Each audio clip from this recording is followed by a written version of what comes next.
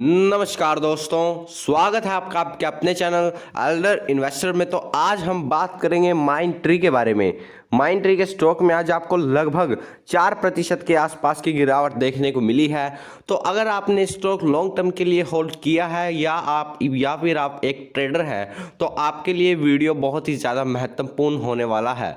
तो आप इस वीडियो को पूरा देखिए, वीडियो को हल्का सा भी स्किप ना करें, ताकि इस स्टॉक के बारे में आपको आपकी हर एक क्वेरी बिल्कुल सॉर्ट आउट हो जाए।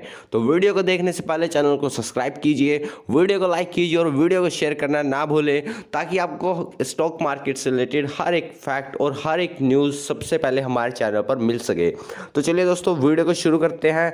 यहाँ पर एक बार मैं आपको एक चीज़ दिखाना चाहूँगा कि पिछले 5 सालों में माइंड ट्री के स्टॉक ने कितने बेहतरीन रिटर्न अपने इन्वेस्टर्स को बनाकर दिए हैं। एक आप लगा सकते हैं, एक मल्टी बैगर रिटर्न इस स्टॉक ने अपने इन्वेस्टर्स को बनाकर दिए हैं। लगभग आप देख सकते हैं, अगर आपने स्टॉक में 5 साल पहले 1 लाख रुपए के आसपास इन्वेस्ट किए होते, तो आपके वो 1 लाख रुपए लगभग 7.5 लाख के आसपास हो जाते।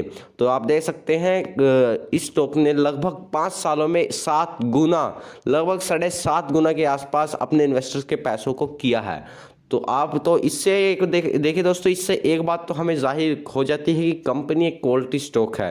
कंपनी कोई कचरा कंपनी नहीं है, क्योंकि कंपनी ने ओवर लॉन्गर होराइजन ये जो रिटर्न है इन्हें बनाया है, ना कि कंपनी ने सिर्फ 6 महीनों में इन रिटर्न को बनाया है। जो भी कंपनी 6 महीनों में या कुछ ही टाइम में इस तरह के रिटर्न को जनरेट करती है, वो उतनी ही तेज़ी से एक बहुत बड़ा फॉल भी हमें देखने को मिलता है। तो पहले हम ट्रेडर की बात करेंगे। यहाँ पर आप देख सकते हैं कंपनी के स्टॉक में आपको एक सीधी तेजी देखने को मिली है, एक बहुत बढ़िया तेजी देखने को मिली थी, पर अब आपको यहाँ पर एक गिरावट देखने को मिली और फिलहाल उसके बाद आपको यहाँ पे एक कंसोलिडेशन देखने को मिला, फिर आपको एक तेजी देखने को मिली और फिर आपको आज एक गिरावट देखने को मिली है। कंपनी के नीचे के जो प्राइस में स्पॉट की बात करें, तो कंपनी का नीचे का स्पॉट निकल कर आता है लगभग 4155 के आसपास। अगर स्टॉक प्राइस इससे नीचे जाता है तो आपको यहाँ पर और गिरावट देखने को मिल सकती है। और अगर आप ट्रेडर हैं, ये जो मैं बात कर रहा हूँ, ये ट्रेडर वही है जो फ्यूचर एंड ऑप्शन में जिन्होंने ये स्टॉक लिया है।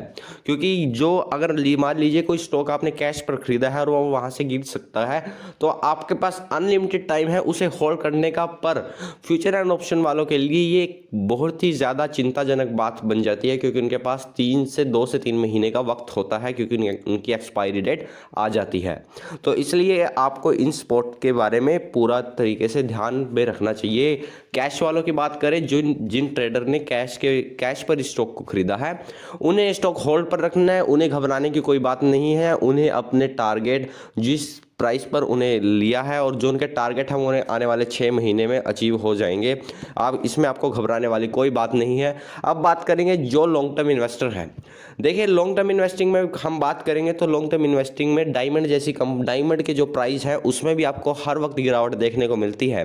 हाल फिलहाल में बात करें तो आपको सोने में के जो प्राइस हैं, जो 57,000 के आसपास सोने के प्राइस चले गए थे, वहाँ पर भी आपको एक गिरावट देखने को मिली। वहाँ पर भी आप जो सोना है, जो गोल्ड है, वहाँ पर भी आपको एक 48,000 के आसपास स्टेबल होता हुआ सोने का प्राइस दिखा है।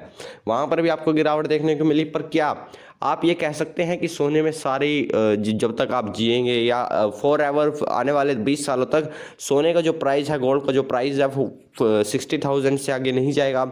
आप ये बिल्कुल नहीं कहेंगे, क्योंकि आपको पता है कि हाल फिलहाल में शायद ही गोल्ड में अब गिरावट आई हो। आपको पता है कि गोल्ड में फ़िलहाल गिरावट है, पर आपको ये भी पता है कि आने वाले 10 सालों में गोल्ड का जो प्राइस है वो 1 लाख से भी पार जाएगा, या 2 लाख से भी पार जा सकता है अगर गोल्ड की कमी हुई तो। और gold is a very precious thing. तो आपको हमेशा एक बात ध्यान में रखनी चाहिए, माइंड ट्री जो कंपनी है, जो स्टॉक है, उस कंपनी में मुझे जो थ्रस्ट फॉर ग्रोथ है, देखिए जिस कंपनी में जितनी ज़्यादा थ्रस्ट फॉर ग्रोथ होगी, जितनी ज़्यादा अपॉर्चुनिटी होगी आने वाले वक्त में ग्रो करने की, उस कंपनी के स्टॉक में अगर आपको गिरावट देखने को मिलती है तो आपको वो स्टॉक जो आपके पसंदीदा स्टॉक हैं वो एक अपॉर्चुनिटी बनकर सामने आती है कि आप उन स्टॉक को लॉन्ग टर्म के लिए अपने पोर्टफोलियो में ऐड कीजिए, ताकि अगर मान लीजिए आपने कोई स्टॉक ऊपर के स्तरों पर खरीदा है और वो अब आपको नीचे के स्तरों पर मिल रहा है, तो आपकी एक एवरेज आपके पास एक पॉइंट है। अगर आपके पास कैश है तो आपके पास एवरेज एक पॉइंट है, आपके पास एवरेज एक ऑप्शन है कि आप उस स्टॉक को एवरेज कर सके, और आने वाले वक्त में जब उस स्टॉक का प्राइस आपके एवरेज प्राइस से ऊपर जाएगा तब आपको एक अच्छे रिटर्न अपने पोर्टफोलियो में देखने को मिलेंगे। माइंड ट्री की बात करें तो माइंड ट्री में आपको एक अच्छी आने वाले वक्त में एक बहुत ही शानदार ग्रोथ देखने को मिल सकती है। तो आपको कंपनी की गिरावट को देखकर बिल्कुल भी घबराना नहीं है। आपको अगर आप कंपनी मजबूत है, कंपनी के अगर फंडामेंटल बहुत ही शानदार हैं, कंपनी का फंडामेंटल बहुत बेहद मजबूत है, तो आपको स्टॉक को हर डिप पर ऐड करना चाहिए, क्योंकि ये दीज अपॉर्चुनिटीज़ आपके लिए बहुत ही ज़्यादा शानदार आने वाले वक्त में साबित हो सकती हैं। गिरावट आप मुझे एक भी ऐसा स्टॉक बता दीजिए जिसमें आज तक गिरावट नहीं हुई हो। हर स्टॉक में लगभग आज टीसीएस में भी आपको एक बहुत ही शानदार गिरावट देखने को मिली है। बहुत ही बुरे तरीके से वो स्टॉक पिटा है, क्योंकि उसके कमज़ोर नतीजों के कारण टीसीएस के भी स्टॉक में आपको गिरावट देखने को मिली है।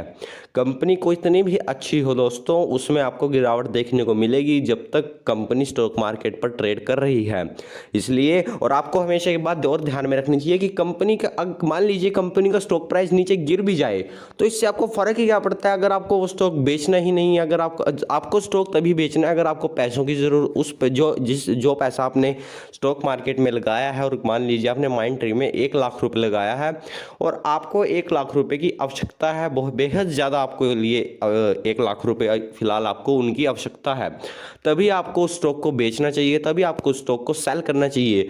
अगर आपको किसी पैसे की ज़रूरत नहीं है, अगर आपको माइंड ट्री के फंडामेंटल में कोई दिक्कत या कोई परेशानी नज़र नहीं आ रही है, तो आपको स्टॉक को बिल्कुल भी नहीं सेल करना चाहिए। और एक बात मैं और आपको कहूँगा, कई जो इन्वेस्टर्स हैं वो स्टॉक को इसलिए सेल कर देते हैं क्योंकि उन्हें लगता है कि अब स्टॉक बहुत ही महंगा हो चुका है। देखिए, महंगे होने का कि कोई भी स्टॉक है वो महंगा हो चुका है, ये कारण बिल्कुल भी नहीं बनता कि आप उस स्टॉक को बेच दीजिए।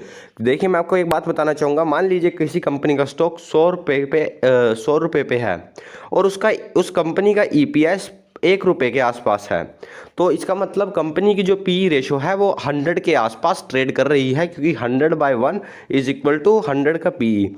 और क्या अगर मान लीजिए आपको लगता है कि आने वाले वक्त में इस कंपनी की ग्रोथ बहुत अच्छी होगी, जो इस कंपनी का पी 100 के आसपास ट्रेड कर रहा है, और आपको लगता है कि आने वाले वक्त में कंपनी बहुत ही शानदार कर सकती है, और मान लीजिए कंपनी का स्टॉक प्राइस 1-2 साल तक 100 रुपये ही रहता है और कंपनी का ईपीएस बढ़कर 10 के आसपास आ जाता है, तो कंपनी की जो पीई है वो आपको 10 के आसपास मिलेगी। कि मैं एग्जांपल बता रहा हूँ, मैं ऐसा नहीं कर रहा हूँ कि 2-3 साल तक किसी कंपनी का स्टॉक प्राइस इंक्रीज नहीं होगा। ये आप एक एग्जांपल लगाकर चल सकते हैं। तो मैं आपको बताना यार चाह रहा हूँ कि आप इस स्टॉक को कभी भी, किसी भी स्टॉक को इसलिए नहीं सेल कीजिए क्योंकि उस स्टॉक में आपको एक तेज़ी देखने को मिल चुकी है। इससे ज़्यादा तेज़ी और क्या होगी। अगर आप टीसीएस में, इन्फोसिस में, HCL टेक में, विप्रो में, ये इन्हीं सोच पर अगर आप चलते तो अब तक आप कई ऐसी रैली छोड़ चुके होते। और मुझे यकीन है कि आपने कई ऐसी रैलियों को छोड़ा भी होगा जिसमें आपको एक अच्छी गिरावट, अच्छी तेज़ी उसके बाद भी देखने को मिली है। मैं आपको एक एग्जांपल बता दूं कि जब इंडिया मार्ट या माइंड ट्री का जब स्टॉक प्राइस आया था, तब इसका जहाँ से ये आया था वहाँ से डबल हो चुका था। तब कई इन्वेस्टर्स, मेरे खुद के इन्वेस्टर्स मुझे कहते थे कि अब ये और कहाँ से वहाँ अब यहाँ से भी कहाँ चला जाएगा, पर आपने देखा उसके बाद भी इसने 5.5 गुना के रिटर्न बनाकर दिए हैं। तो इसलिए कंपनी की हमेशा क्वालिटी पर क्वेश्चन कीजिए। कंपनी के फंडामेंटल पर क्वेश्चन बनता है तो उस पर कीजिए, ना कि आज स्टॉक प्राइस क्यों गिरा इस पर क्वेश्चन करने की बिल्कुल भी बेवकूफ़ी मत कीजिए। क्योंकि स्टॉक प्राइस पर कभी भी कोई भी क्वेश्चन करते हो आप, तो इसका मतलब आप एक लॉन्ग टर्म इन्वेस्टर नहीं, आप एक ट्रेडर की तरह सोच रहे हो। आप एक मोमेंटम इन्वेस्टर हो, ना कि आप एक लॉन्ग टर्म इन्वेस्टर हो। लॉन्ग टर्म इन्वेस्टिंग के लिए आपको चादर ओढ़कर सोना ही सोना पड़ेगा। आपको स्टॉक प्राइस को हर रोज़ देखने की आवश्यकता बिल्कुल भी नहीं है। आप सोइए, कुछ मर्जी कीजिए, पर महीने में 1-आध बार चेक कर लिया तो ठीक है। अगर आपको पैसे की ज़रूरत हो तो आप उसे हर रोज़ वॉच कीजिए, ताकि आपको एक अच्छे एग्जिट पॉइंट स्टॉक में देखने को मिल सके।